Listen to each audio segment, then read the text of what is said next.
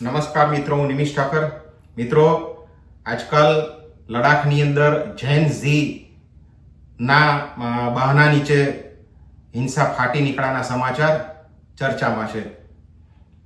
લડાખને કથિત રીતે પૂર્ણ રાજ્યનો દરજ્જો આપવામાં આવે, બંધારણની અનુસૂચિ 6 પ્રમાણેની જોગવાઈઓ મુજબનો એને દરજ્જો મળે એવી માગણી છે. આ માટે લડાખની જે કાઉન્સિલો છે, અહીંયાના જે સંગઠન છે, અહીંયાનું જે સ્ટ્રક્ચર છે, લોકલ બોડી છે, એની જે છે કેન્દ્ર સરકાર હારે વાટાઘાટો ચાલુ છે. આગામી દિવસોમાં પણ એની તારીખો આપવામાં આવેલી છે. આ માગણીને લઈને 10 ઓક્ટોબરથી સોનમ વાંગચુક ભૂખ હડતાલ પર હતા. મિત્રો, 1.5 દાયકા પહેલા એક પિક્ચર આવી હતી, 3 ઇડિયટ્સ. તમને યાદ હોય તો આમિર ખાને એની અંદર આ સોનમ વાંગચુકનું પાત્ર ભજવ્યું હતું કે જેમાં એક ઇન્વેન્ટર તરીકે એનો રોલ હોય છે. એક સાયન્ટિસ્ટ હોય છે, એન્જિનિયર હોય છે અને નવી નવી વસ્તુઓની શોધ કરે છે. બાળકોને ભણાવવા માટેની અનોખી શિક્ષણ પદ્ધતિ જે છે એની એણે અમલવારી કરી હોય છે અને ત્યારથી એ દેશના એક રોલ મોડલ તરીકે, એક હીરો તરીકે, એક શિક્ષકોના એક રોલ મોડલ તરીકે એનું ગ્રુમિંગ ઓલરેડી થયેલું છે. બહુ સ્વાભાવિક છે, એક ચોક્કસ એરિયાની અંદર, લડાખ એટલે બહુ કંઈ મોટો, એની અંદર એટલી બધી મોટો માસ ત્યાં વસ્તી નથી, એટલે ત્યાં એનો પ્રભાવ હોય, બટ નેચરલ છે. પણ આજે આંદોલન કર્યું એની પાછળ સોનમ વાંગચુકની દેશભક્તિ છે, એને લીધે શંકાના દાયરામાં આવી જાય એવી વાતો અમુક બહાર આવી છે. મિત્રો, આંદોલન પહેલા એણે જે છે ઉશ્કેરણી કરી જેન ઝી કે નવી જનરેશન છે, નવા આગામી ભવિષ્યના જે નાગરિકો છે, જે માંડ હજી 18 વર્ષને ક્રોસ કર્યા છે, અથવા તો અમુક એવા છે કે જે હજી માંડ બાળક બુદ્ધિ, હજી બાળક જ છે, 10-12 વર્ષના બાળકો પણ છે, એને ઉશ્કેર્યા કે બાંગ્લાદેશ અને નેપાળની અંદર પણ વિદ્યાર્થીઓ, જેન ઝી જે છે બાળકો, એને ક્રાંતિ લઈ આવી અને સત્તા પલટો કરાવ્યો. આવી વાત કહીને એને બાળકોને ઉશ્કેર્યા. પછી આખું આંદોલન હિંસક બન્યું. હિંસાની અંદર ભાજપનું કાર્યાલય એને તો જાણે આગ ચાંપી દીધી. રાજકીય હતું એટલે વિચારધારાના વિરોધ હોય. પણ બીજી એક વાત, એને મુખ્ય ચૂંટણી કમિશનર ત્યાંના જે છે એના કાર્યાલયની પણ આગ ચાકી, એને પણ હળગાવી દીધું હતું. વાહનોની તોડફોડ એને હળગાવી દીધા હતા. કેન્દ્ર સરકાર તરત જ જે છે એક્શનમાં આવી, અત્યારે કર્ફ્યુ લાદી દીધો છે, કદાચ સ્થિતિ કાબુમાં પણ આવી જશે. હિંસા માટેની આગ ભડકાવ્યા પછી લોકોને શાંતિની અપીલ કરવાને બદલે વાંગચુકે પોતાના ઉપવાસ ખતમ કરવાની જાહેરાત કરી અને પોતાને ગામ ઉચાળા ભરી ગયા. એણે અપીલ ન કરી કે હવે તમે શાંત થઈ જાઓ, ફક્ત આગ લગાડી. મિત્રો,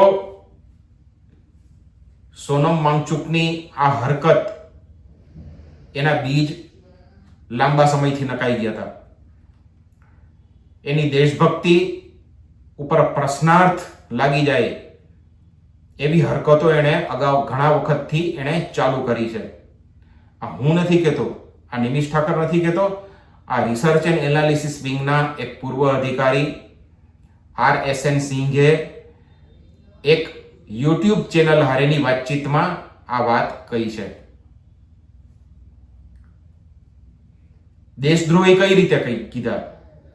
10 થી 12 વર્ષના અથવા તો જે ઉગીને હમા થાય છે એવી જનરેશનને એની ઉશ્કેરણી કરવી, હિંસાની હદે, એના મનમાં નિરાશાના બીજ રોપી દેવા, નેગેટિવિટી, તંત્ર વિશે, શાસન વિશે નેગેટિવિટી એના મનમાં ઊભી કરી દેવી. તમે જરા વિચાર કરો, એ બાળક આવતીકાલનો નાગરિક કયા પ્રકારનો હશે? એનું ભવિષ્ય કયા પ્રકારનું હશે? એનામાં ક્રિએટિવિટી હશે તો એની ક્રિએટિવિટી કઈ તરફ આ લોકો વાળી દે છે? RSN સિંઘે એવો સ્પષ્ટ રીતે આક્ષેપ કર્યો હતો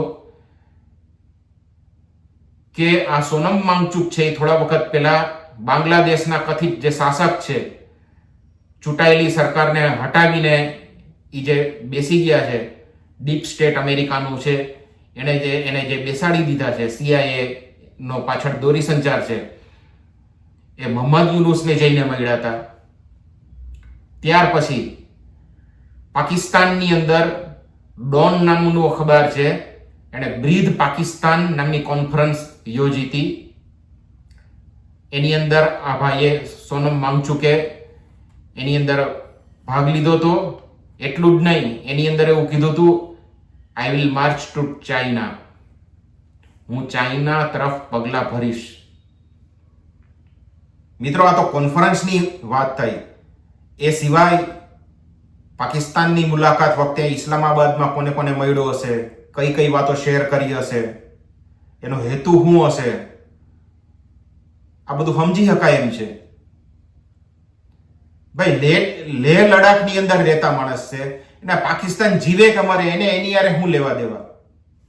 એ તો ભારતમાં જીવે છે, છતાં અહીંયા ગયો તો એ અને અહીંયાનું આ પ્રકારનું નિવેદન કર્યું હતું. એ શું બતાવે છે? મિત્રો, એની દેશભક્તિ શંકાના દાયરામાં લઈ આવી દે છે.